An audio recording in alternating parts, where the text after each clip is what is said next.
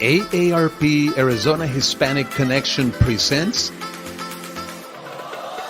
Let's Talk Salud, Dinero y Amor, an interactive conversation on issues relevant to Hispanic Latinos. Do interact with us by sharing your comments. Let's begin.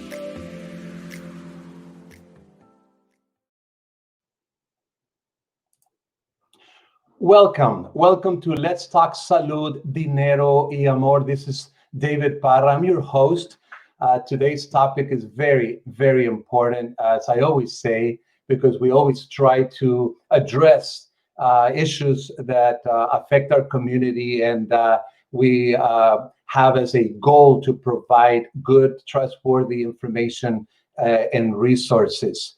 The topic again in today's show is COVID-19 resources if you have lost your job. Again, the topic today is COVID-19 resources if you have lost your job.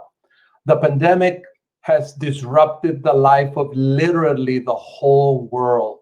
We are coping with extraordinary circumstances, and having trustworthy information is key. In this show, we will address several areas that need attention, but more importantly, we will offer some resources. Allow me to introduce our guests. First of all, I would like to introduce Lidia Guzman. Lidia Guzman is with Chicanos por la Causa, is very well known in the community. Lidia, I want to welcome you and I want to thank you for joining us. And as you can see, I'm showing your contact information. Welcome, Lidia Guzman. Hi, thank you so much for having us. Good morning to everybody. What do you think about this topic? It's COVID-19 resources. I know that we would agree that much needed, correct?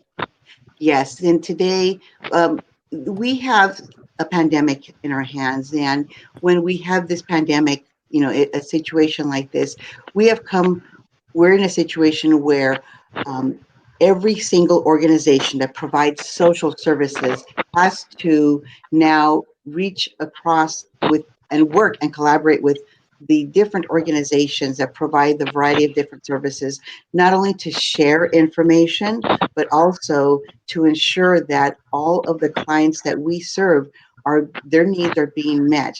Because prior to this pandemic, the variety of different organizations provided a variety of services. But right now, because of this pandemic, because of coronavirus, we find ourselves needing not just one service, but we find ourselves needing a multiple layers of service. And Right. An example is when we are experiencing job losses. With job losses comes eviction protection. With that also comes the fact that there's not enough food, and so we have to look to food banks, as well as looking for ways to provide information for testing, and it just goes on and on, David. And so what we did at Chicanos por la Causa is we're now having to find ways to fill that need. And Linda, I was going to say, Lydia, that Chicanos has been extremely busy. Let me introduce my other two guests, and then let's have a conversation about what you just started talking about, Lydia. I think it's a great point. Let me introduce Laura Whitehead. Laura Whitehead is with the Arizona at Work. Laura, welcome to our show. Thank you so very much for joining. Hi, thank you for having me. I just want to also agree with Lydia that a lot of things have changed, not only to the services that the public really is in need of, but also how we're delivering those services.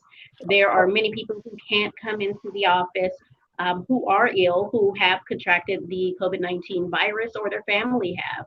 And in these cases, virtual services are absolutely necessary. In addition to that, we're not only speaking about individuals who have lost their jobs, but also the trickle-down effect that it has on their families. They have livelihoods, Right. they have to keep roofs over their heads. And so this pandemic has really impacted so many people on so many levels. So I'm just glad to be here to share resources today. If you had to give me one word that characterizes the services that Arizona at Work does, what would that one word be? Uh, Would it be jobs?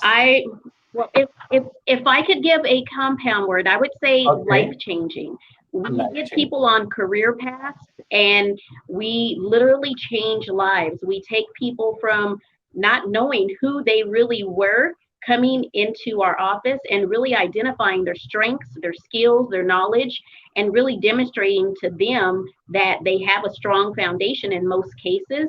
And we take that and help them get to that next level to start a career path, not just a job. Definitely more than jobs. So thank you for that. It's extremely, extremely helpful to see where you're coming from and seeing the full scope of services that you provide. And now I would like to introduce another Lydia. This time is Lydia Aranda. And Lydia Aranda is also with Chicanos por la Causa, but she is the president in Southern Arizona. Lydia, congratulations. I have to believe, because I know David Adame is the president and CEO. I don't know if that president is in the same level, but it just sounds like you really have an amazing opportunity and an amazing responsibility in Southern Arizona. Thank you so much for joining and welcome. Thank you so much, David. And I want to say hello to my colleagues, Lydia Guzman and Laura Whitehead. It's such a pleasure to join you. I will say this, nobody is at the same level as David Adame, because he is such a stellar leader, and he really encompasses things that happen on the most tailored and individual level, all the way to the big vision that we have all across our enterprise. So thank you for the comparison, and I love that I just get to work with the whole team of Chicanos por la Causa in this very robust and wonderful community called Southern Arizona, hubbed out of Tucson. Yes, and you know, I would like to get to the next point, but before I do, Lydia, take 30 seconds. I mean, Chicanos por la Causa is growing like crazy in my book. I've seen it in the last few years, just move to state by state. How many states are you in now? Where? Oh, thank you so much for bringing that up. We are so excited. You know, it's almost 52 years ago that we were founded in Phoenix, Arizona. And for approximately 40 plus of those years, we've also had headquarters here in Tucson. But together and over the years, especially this last decade, we have expanded greatly across the Southwest. We are in the state of Nevada, the full state of Nevada, the full state of New Mexico. We have blossomed into different communities in Texas. Just last week, we're very excited to know that we are now in Los Angeles County. Wow. And for over a year, we've had presence in Mexico City. So Chicanos por la Causa very much as a community development organization, which means so many different programs and services that help build safe and sustainable communities for all, have a whole number of programs and resources that actually touch even beyond our footprint. So I feel that we're in such a great position right now, and that is the testament to many, many leaders throughout those years, over half a century. So thank you for bringing that up. Perfect. Okay, so now let's come into this point that I would like to invite us, the four of us, to try to paint a picture of how this pandemic began to affect so many sectors of our society, our economy, the health. Can we at least begin to, even if we want to put some order to it, because one is like a trickle effect, right? The pandemic hits, and then what? Can we try to just have a brief conversation about almost like an assessment of what was affected, and where are we at, and where are the resources, which would be our next point. By all means, anyone. Sure. You know, David, let me start with saying that one of the first things that we saw with this pandemic, as the governor and some of the different folks started to announce the need to quarantine. The health experts were saying we must quarantine. What that did is that started shutting businesses down, and people were beginning to get laid off. And so that was one of the first effects we saw.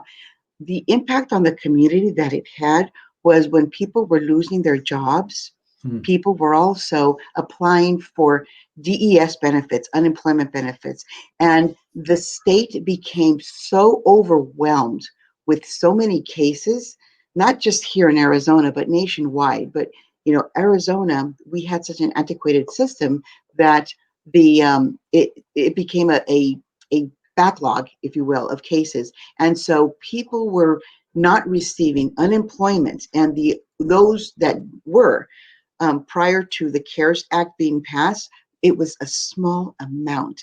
And so even trying to reach customer service was a nightmare. We heard of people waiting in line on the phone for up to 8 hours.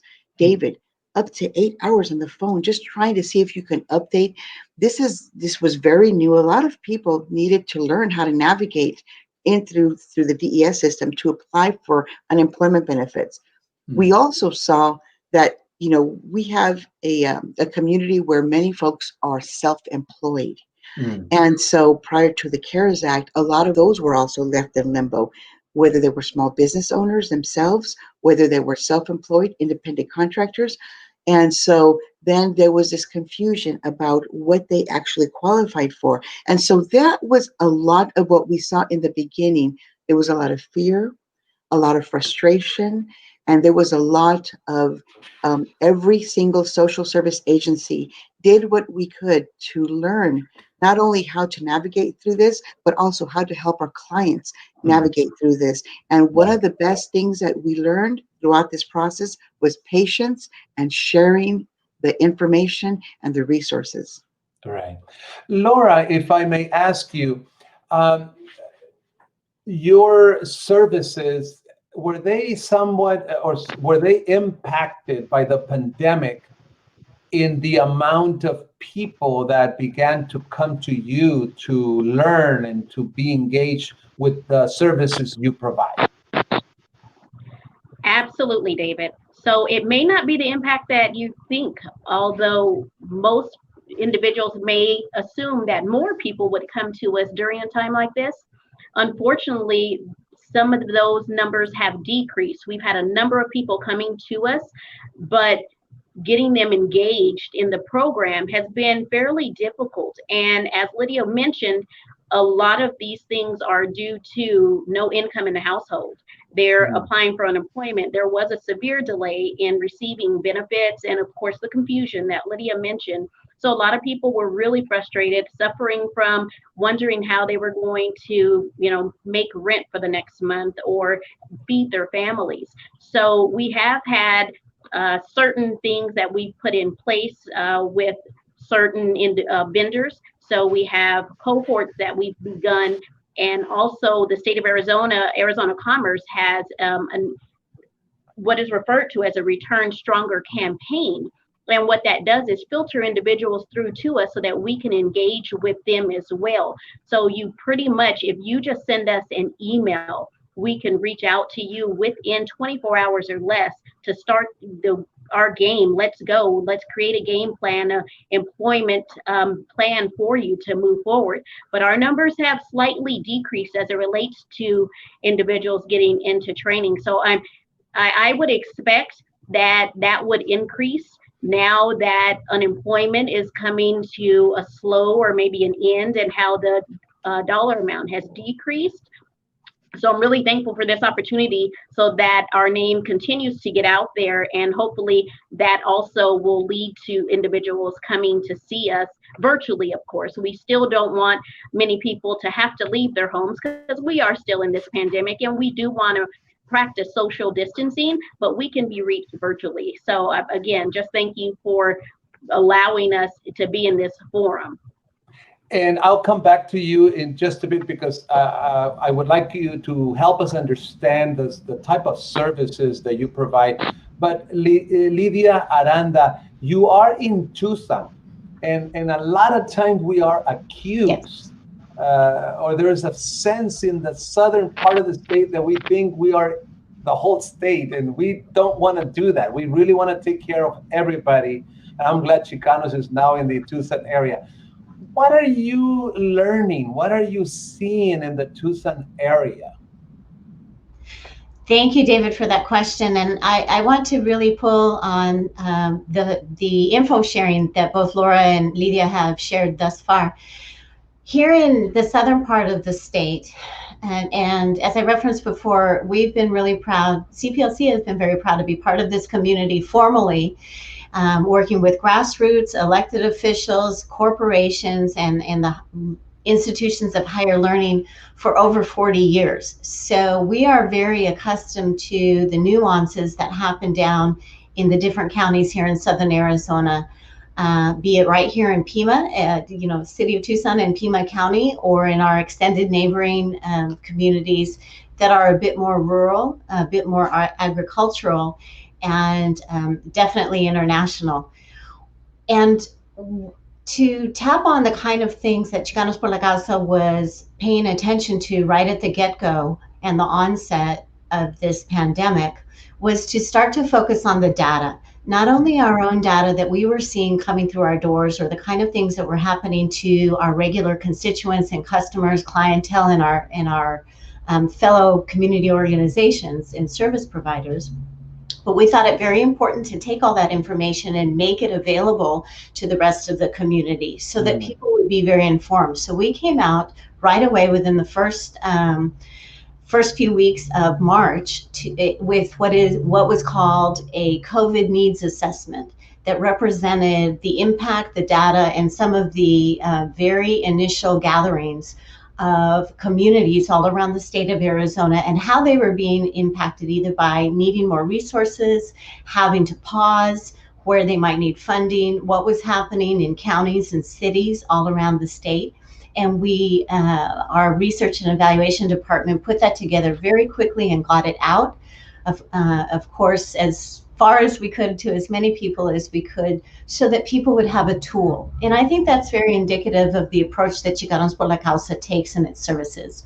We know where our expertise is in community development, social services, integrated health and human services, workforce solutions, education, and in housing. But we also know that none of that matters if we can't be working hand in hand with our fellow organizations. So we felt that that was very important for leaders of the state to have in their hand. Then moving on forward from that, I would say that every single one of our pillars of service and the departments therein, certainly in Southern Arizona, where we also are the headquarters of all of CPLC's immigration services, we banded together to say, how do we now create an in and out sharing of information? Again, information key, and you can't always put it in a printed report, but we wanted to make sure to provide ongoing updates. And so two things I'll point out is we established the Conexión website in English and in Spanish. It's part of our CPLC main website. And how do you spell Conexión? Is it Conexion? You are correct. And if everyone goes to cplc.org, right on our front landing page, you will be at Conexión, and you'll have a tab to enter either English or in Spanish. So it's very easy to use.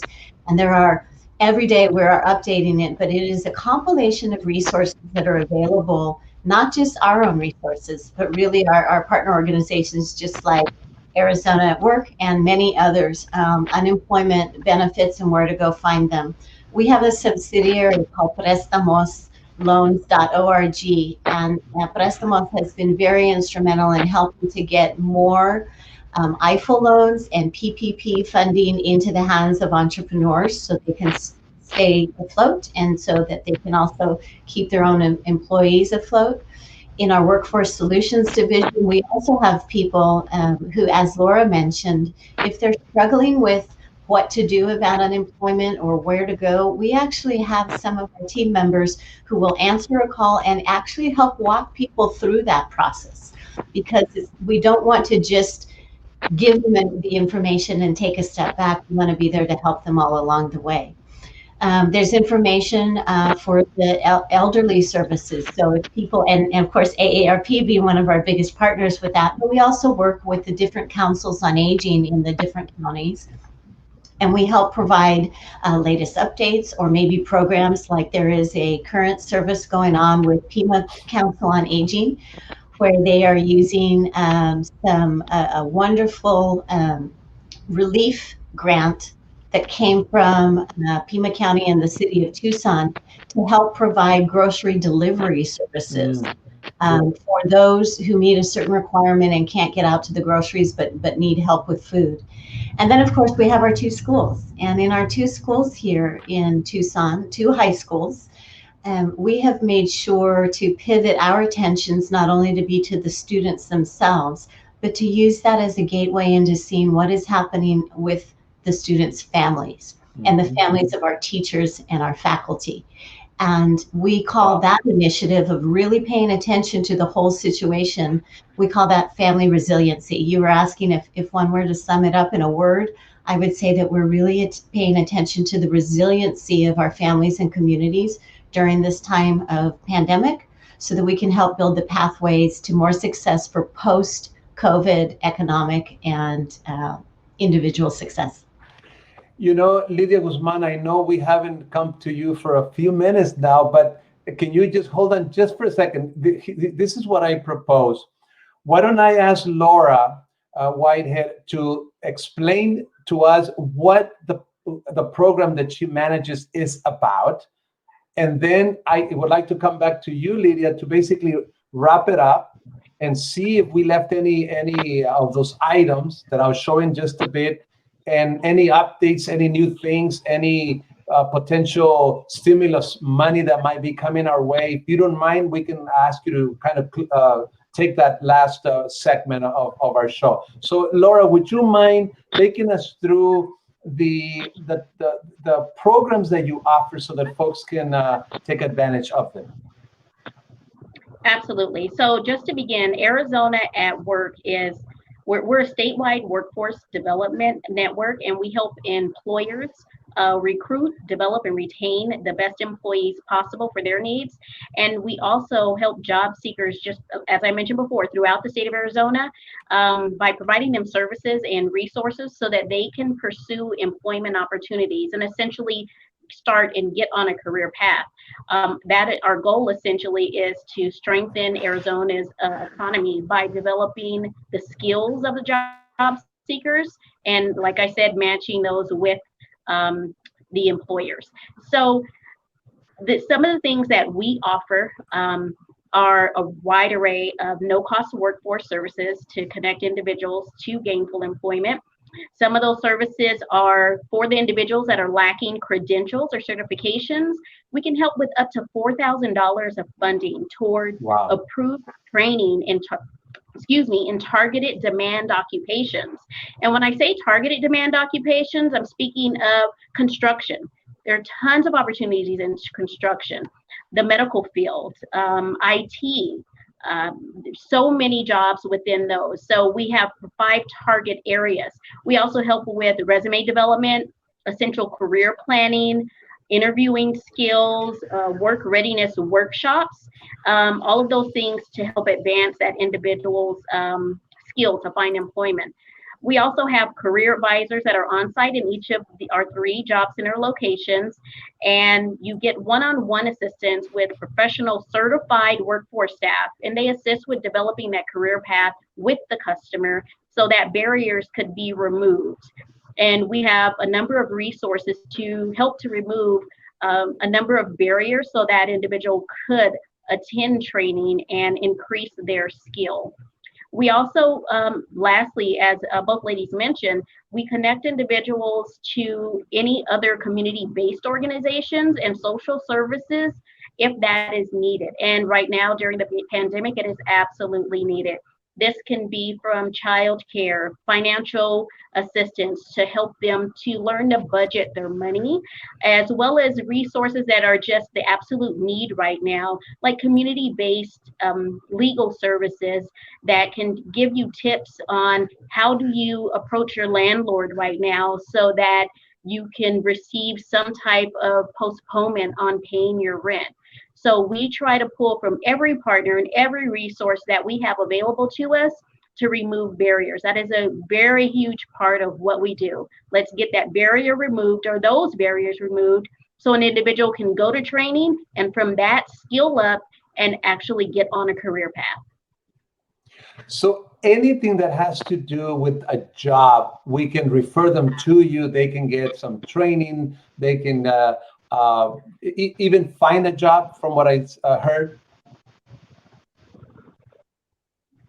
Right? So two things we can, oh, I'm sorry. Two So- things so we can any- help any- with job go ahead. search, I'm sorry, it's a little break there. We can help Yeah. with job search, with job leads to help them and get their skills up so that they're ready for that interview. And we also conduct mock interviews. So I didn't know this is what I do each time that I'm speaking to someone. This may be a barrier in me obtaining that employment. I didn't realize I, rolled my eyes every time I'm in front of an employer, just identifying those things to help them move on to the next step. And yes, for training, up to $4,000 Wow. for training in those demand targeted areas. And Thank these you are so much. trainings that we have. Thank you so much for sharing that, because at least you already educated one individual, and I'm sure I'll be able to reference or send people your way. I think it's such a great service. Wonderful. So can you just go briefly describe the three sites that we are seeing on the screen right now? Absolutely. So we have our main webpage, which is arizonaatwork.com, and it has the /Phoenix there, which takes you right to this local area, which I spoke about, the north, south, and west location. The general web page takes you to Arizona at Work in its entirety, which has Maricopa County and other entities that do administer the grant as well. The next one is our Arizona at Work location. So this identifies where you could go if you wanted to walk in the office. Again, we do highly recommend that you reach out to us on the pages that indicate our email addresses. Those are received the day of, and they're addressed within 24 hours, and in most cases, very same day. And someone will reach out to you either by phone, email, and most times both, if not a text as well, so that we can make a connection and get the ball rolling to get an individual on their career path. And the last one is our Facebook page. So on the Facebook page, you'll actually see information regarding unemployment. You'll see DES posts. So you'll see a number of different things, which are all kind of what we've described here today. All of those resources that you'll see posts on, even when recruitments will be listed there as well if there is a new recruitment occurring. Great services. Again, we will make sure that we send folks that need jobs and all these great services to you and your agency or organizations. And now, Lydia, so it's your turn to kind of take us through almost like like a conclusion and giving all those updates if you see fit here. Take it away. Sure. So the website that my colleague Lydia Aranda was mentioning, I think is very important. And I think that for anyone who is looking to for a need, if you have a special need, be it nutrition, be it rental assistance, housing, so there are so many different needs right now. And I think it would be impossible to name just one, but please visit our website. You go to cplc.org and Conexión is there, and you can certainly see that. Now, the governor's office did put together also a list of resources, very much like ours. Their resources also tap into the many different areas and services, and you can visit them at arizonatogether.org. You can also access that by calling 211. The organizations that are fulfilling needs. They're all, meshed together. A lot of them are sharing each other's resources, and that's what we're doing right now. That's what we're finding that we need to do. So one of the things that is not on those websites, and I just want to say that there is some light at the end of the rainbow, at the end of the tunnel. Let me just say that with the passage of the CARES Act, we knew that was a temporary fix. And I guess when the House, the members of Congress and the Senate, when they passed the CARES Act, and that provided some stimulus, this was a stimulus package. It provided a stimulus check. They were under the impression that this COVID-19 crisis was going to be over sometime in July. And we already know that that's not the case. So the unemployment insurance, the federal supplement unemployment insurance of the extra $600 a week ran out at the end of July. The president did sign an executive order, and he allowed an extra $300 a week for federal unemployment, but this didn't come these were funds that came from FEMA, and this is about to run out here in Arizona. Right now, where we at is that both the House and the Senate are trying to negotiate a new stimulus package. I know that the House is back in session next week, and right now the House and the Senate, they have different proposals. And just so to give you an idea, what the House is looking for is somewhere in the area of like 2.5. It is like 2.5 trillion. The Senate just wants a maximum of 1.3 trillion. So you have about a trillion or trillion and a half in the middle. That there's a big gap. One of the things that both the House, the Senate, and the White House all agree on is that they all want to provide a stimulus check. They all want to provide an extension of unemployment benefits.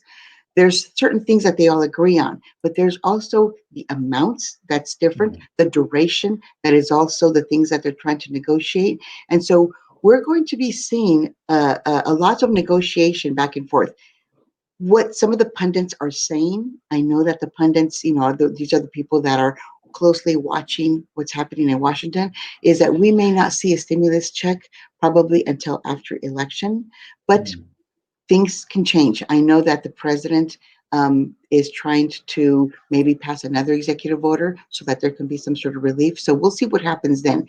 What I do know is that while families are still struggling, there's still some money out there. The CARES Act has a lot of unused money that both the city of Phoenix, there's several counties, the state of Arizona still has unspent money that will help cover things like rental assistance, mortgage assistance. It's important that if someone is in that category that they need, please reach out to any of those websites that I just mentioned or the 211, and we'll be able to find you a way to apply for those funds. It takes a while.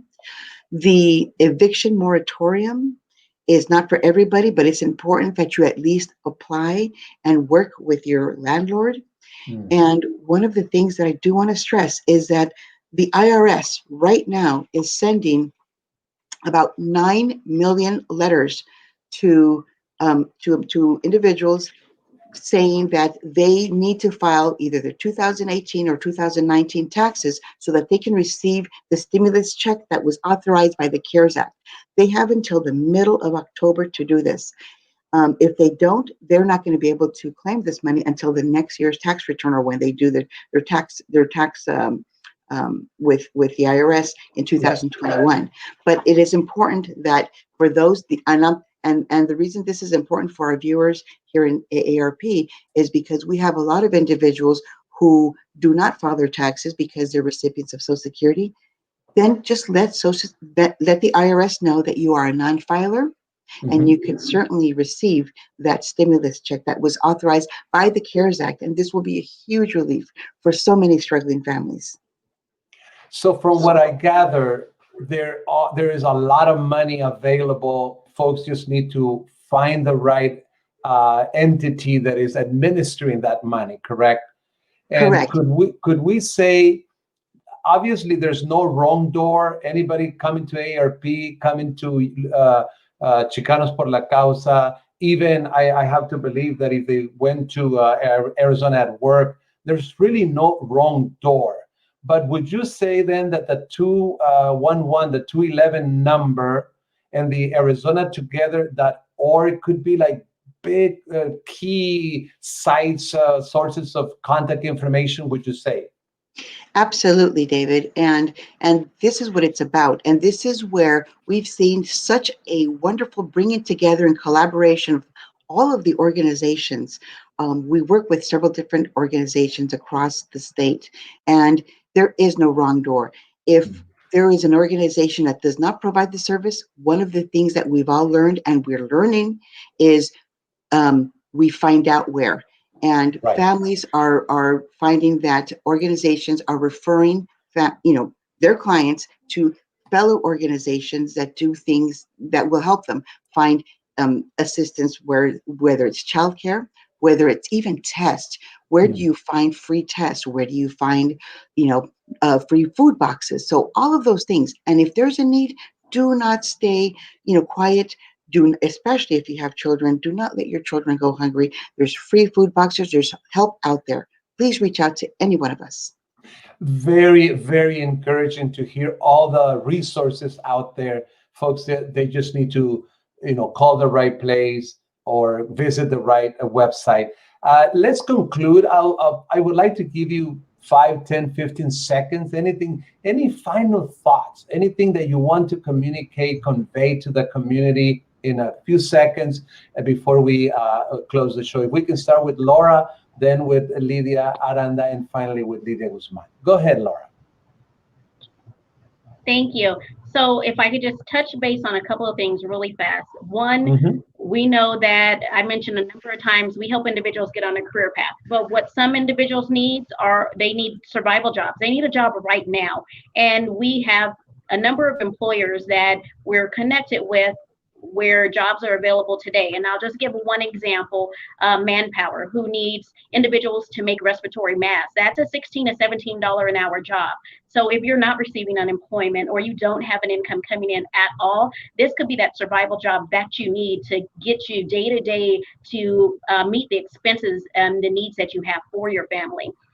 In addition to that, just coming, like you mentioned, there is no wrong door. Come to us, go to 211. We'll be able to either get you to where you need to go or make a warm connection with someone so that you can go to them for rental assistance or whatever your need is. And just to touch really quick on, you had on one of your slides, business closures, business loss. So Right. if I could just end with, for the listeners who may own businesses or may have been self-employed over the past year, the city still has millions of dollars in grant funds to give away to small businesses. So if someone is interested, or if you know of business owners that are struggling because of COVID-19 and the pandemic impacts, they should go to phoenix.gov/resources. And just depending on the size and the location of the small business, there are grants up to $10,000 available. And those grants could help offset those commercial city service bills. And just to repeat that, it is phoenix.gov/resources. Thank you very much, Laura. And Lydia Aranda? Yes, thank you. I think so much has been shared today, so I want to make it very brief. But I first would be remiss to not do just the most tremendous shout out to my colleague, to my tocaya, Lydia Guzman, because she has been instrumental in connecting CPLC to all of the advocacy groups, including such national leaders. The U.S. Census 2020 is a very big year for census, and it is the first time that this is online. And while many people understand that is a new facet, it has turned out to be one of the saving graces during this pandemic, which has restricted the personal interaction or the face-to-face interaction so much, that this is the place to go by phone, online, ask a neighbor, ask a friend, but please get engaged and answer the census. This is one of the ways we're going to continue to be able to have resources available for families and businesses and students to be able to get more services and have have adequate response, not only during pandemic, but certainly into the post-COVID realities that are those pathways are being built right now. So answer the census, and this is also a big registration voting year on every level, national, state, and local. So please register to vote. And here at CPLC, Lydia has also created a video in English and in Spanish on where people can go to get registered, or how they could even do it themselves. So that is one of the most important things, is that there are resources, but people also need to participate and get counted and not be afraid. And if you have questions on any of that, please come see us. We're here to help. And as both of my colleagues here today have said, if I don't have the answers, or whoever you're calling doesn't have the immediate answer, please ask the question and we will go find the answer for you. Definitely. So thank you very much for helping us to provide just a little snippet of the resources. Collaboration is key, and we're doing one of those great examples right here by coming together to share information today with you. Thank you, Lydia Aranda. Lydia Guzman, in closing.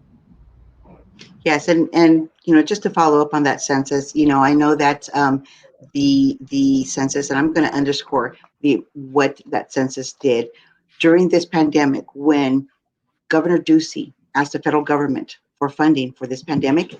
He needed to tell the federal government how many test kits he needed, and he used census numbers. Right now, I know that the FDA has approved the free school lunch program that is during the summer.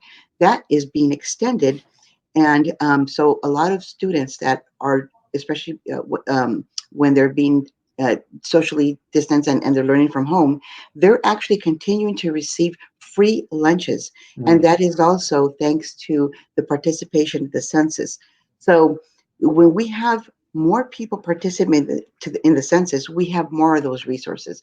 But again, these are the resources that we want to bring, not only to, by helping people be a part of shaping that future by participating in the census, but also once we have those programs, take it to the community. Please visit our website. And then also, if you are an organization that provides assistance to the community, a community advocate, I encourage you to visit the Conexión website, scroll down to provider, and subscribe. I provide a daily newsletter for providers of service where we can absolutely share the resources, and any late breaking information I share with that on a daily basis. And I believe, David, you are a subscriber to that. Thank you so much for subscribing. Yes.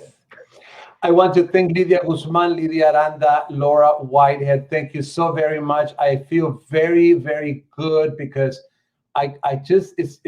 it's amazing all the resources that are out there. I am so glad the pandemic has hit hard. We're going through extraordinary circumstances, but I'm glad that there's help. And I could tell that there needs to be more information to connect folks to those resources, to that help. So hopefully this show will help a bit. Thank you, Lydia. Thank you, Lydia. Thank you, Laura, very much. See you next time. Thank you, and si se cuenta. All right. Bye-bye.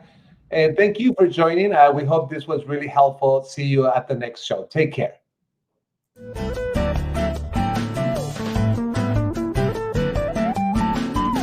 Arizona Hispanic Connection.